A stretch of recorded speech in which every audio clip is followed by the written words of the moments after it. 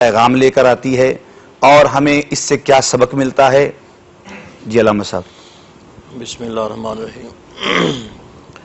اس آیہ مبارکہ میں یا ایھا الناس قد جاءکم برہان من ربکم وانزلنا علیکم نورا مبینا، جی لفظ برہان کا استعمال ہوا ہے، اور لفظ برہان معجزے کے طور پر بھی استعمال ہو رہا ہے، اور لفظ برہان کا معنی دلیل بھی ہے۔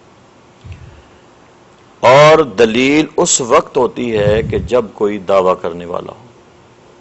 بے شک، سبحان اللہ۔ اب دعویٰ کرنے والی وہ ذات بہت بڑی ذات ہے، اور اتنا دعویٰ کر دیا، جب اس نے دعویٰ کر دیا اور اپنے آپ کو الہ کہہ دیا کہ میں ساری کائنات کا رب ہوں، تو اس دعوے کو اب تسلیم کون کرے گا؟ جتنی دلیل مضبوط ہوگی اتنا دعویٰ مضبوط ہوگا۔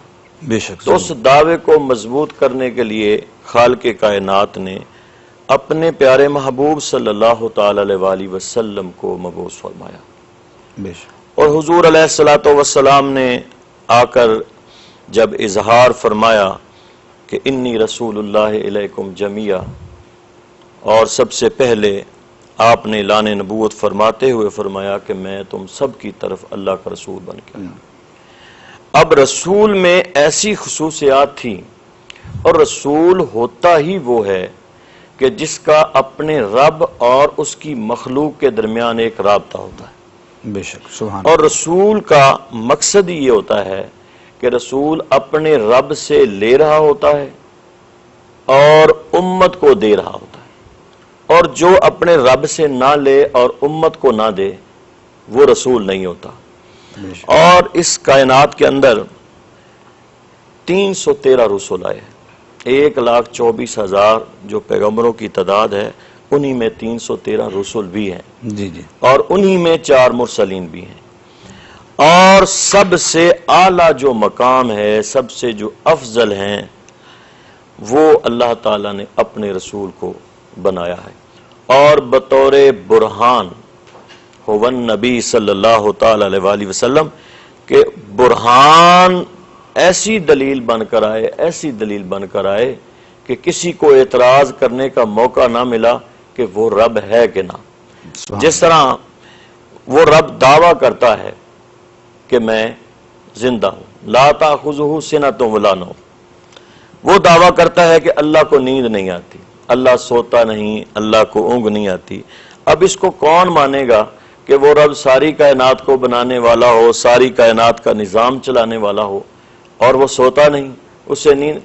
اب اس سے ہم نے بطور دلیل دیکھنا ہے مصطفیٰ کریم علیہ الصلوۃ والسلام، چونکہ آپ برہان ہیں، تو آپ نے یہ ثابت فرما دیا کہ سوتا وہ بھی نہیں، سوتا میں بھی نہیں۔ سبحان اللہ۔ وہ رب ہو کر سوتا نہیں، اسے نیند نہیں آتی، میں مصطفیٰ ہو کر سوتا نہیں، مجھے نیند نہیں آتی۔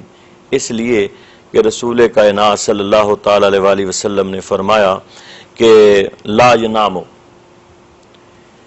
کہ آپ نے فرمایا کہ میری آنکھیں سوتی ہیں، سبحان لا اللہ، تنام عینا یا ولا ینام قلبی، سبحان کہ میری آنکھیں سوتی ہیں اور میرا دل اللہ، جاگ رہا ہوتا ہے۔ سبحان اللہ، بے شک۔ یعنی اس دلیل سے یہ ثابت ہوا دعویٰ کرنے والا جو ہے کہ وہ کتنا سچا ہے، کہ اس کی دلیل بھی سچی ہے۔ اور یہی بات ہے کہ حضور علیہ الصلوۃ والسلام تمام علماء کا اتفاق ہے کہ جو آپ نے اپنی آخری وقت مدینہ طیبہ میں جو آپ نے وضو فرمایا ہے، مقام محمود پر جب آپ سجدہ ریز ہوں گے تو آپ کوئی نیا وضو نہیں فرمائیں گے، بلکہ اسی وضو سے آپ اللہ کے حضور میں سجدہ ریز ہوں گے۔ سبحان اللہ، سبحان اللہ۔ یعنی آپ کا نیند تو بڑی دور کی بات ہے، جو موت ہے اس نے بھی حضور صلی اللہ تعالی علیہ وآلہ وسلم کے وضو مبارک کو نہیں توڑا۔ علامہ صاحب، آج ہم آمد رسول صلی اللہ علیہ وسلم پر بات کر رہے ہیں، تو یہ پوچھنا چاہوں گا کہ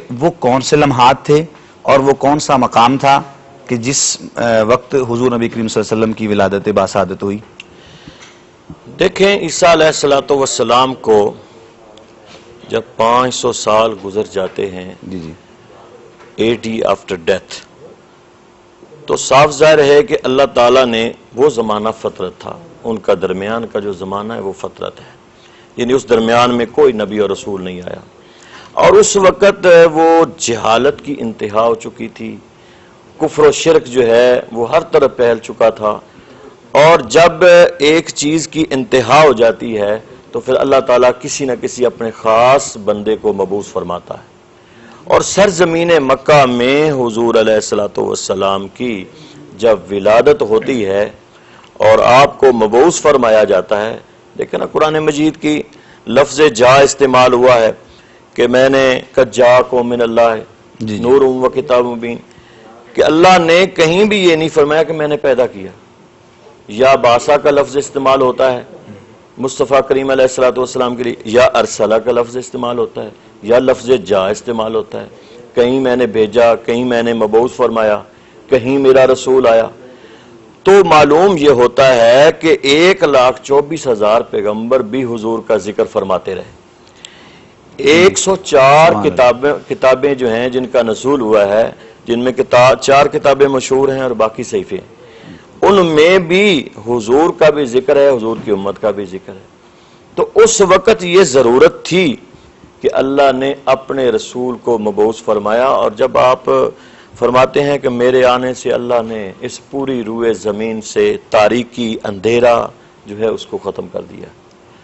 اور دیکھیں باقی انبیاء کرام ہیں، وہ عبادت کرتے تھے، نماز پڑھتے تھے، اس کے لیے ایک مخصوص جگہ کا انتظام کرنا پڑتا تھا، لیکن رسول کائنات صلی اللہ تعالی علیہ وسلم کے آنے سے ایسی تاریکی ختم ہوئی، اور امت پر ایسا اللہ نے فضل اور کرم فرمایا کہ حضور فرماتے ہیں جعلت لی الارض مسجدا، بخاری شریف کے لفظ ہیں کہ میرے آنے سے اللہ نے پوری روئے زمین کو مسجد بنا دیا، وہ قید ختم ہو گئی۔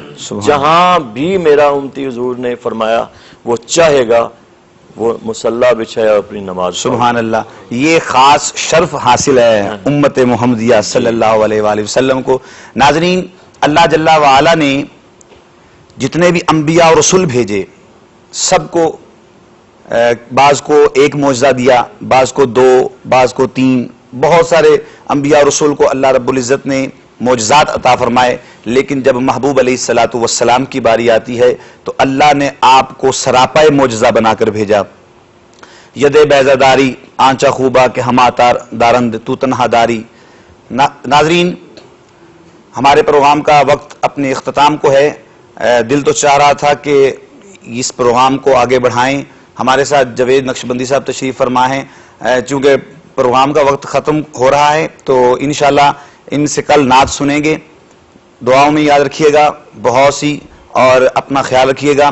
حضور نبی کریم صلی اللہ علیہ وسلم کی سنتوں پر ہم سب کو اللہ رب العزت عمل پیرا ہونے کی توفیق عطا فرمائے، اور انشاءاللہ العزیز کل پھر آمد مصطفیٰ صلی اللہ علیہ وسلم کے ٹاپک کو آگے بڑھاتے ہوئے کمالات مصطفیٰ پر بات ہوگی۔ انشاءاللہ 12 ربیع الاول تک ہم اسی طرح آمد مصطفیٰ صلی اللہ علیہ وسلم کے سلسلے کو بڑھاتے رہیں گے۔ اپنی دعاؤں میں یاد رکھیے گا۔ اپنے میزبان کو اجازت دیجیے، کل تک کے لیے اللہ نگہبان۔